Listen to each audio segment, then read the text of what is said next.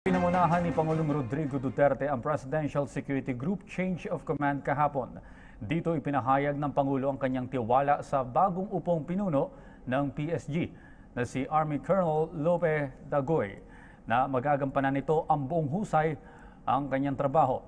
Kinilala din ni Pangulong Duterte ang naging kontribusyon ni dating PSG Commander Brigadier General Rolando Joselito Bautista. May report si Julius Disamboron.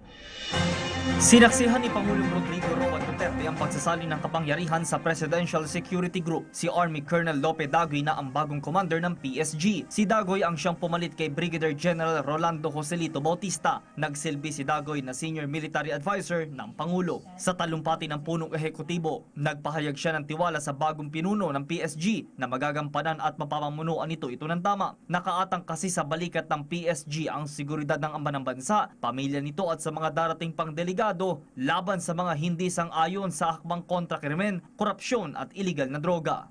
I have pursued measures that affected many personalities.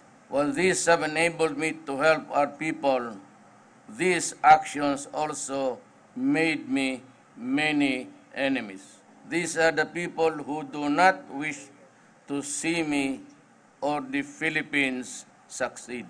I fully entrust the protection of myself and my family to him and to the entire PSG. Buong loob ding ipinahayag ng Pangulo ang pagsuporta sa PSG. Kinilala din nila ang mga programang ipinatupad ni dating PSG Commander Bautista, kabilang na ang matinding training sa PSG, bagong kagamitan, healthy lifestyle at civilian engagement. Sasagutin naman ng pamahalaan ang anumang pangangailangan ng mga nasugatang security group ng Pangulo sa Ambusha, Marawi City noong nakaraang taon. Gayunman, sinaluduhan sa dedikasyon sa trabaho ang mga ito.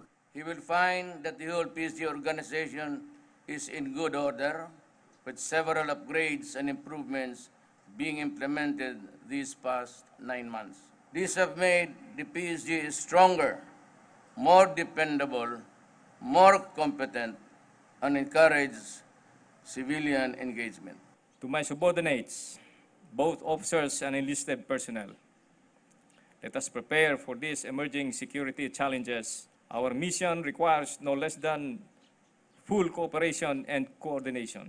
Samantala, sa pagdalo ni Pangulong Duterte sa 16th National Convention of Lawyers ng Integrated Bar of the Philippines, ipinahayag nito ang kanyang pagnanais na mawala ang kaguluhan at makamit ang kapayapaan, kasabay ng paglahad sa mga komunista o makakaliwang grupo na tigilan na ang maling gawa gaya ng pangingikil at pag-ukupa ng ilang mga komunidad. Hindi ako papayag na walang written ceasefire agreement. Then your extortion activities must stop. I will order the police and the military to arrest you if you keep on asking. Para sa PTV News, Julius Disamboron.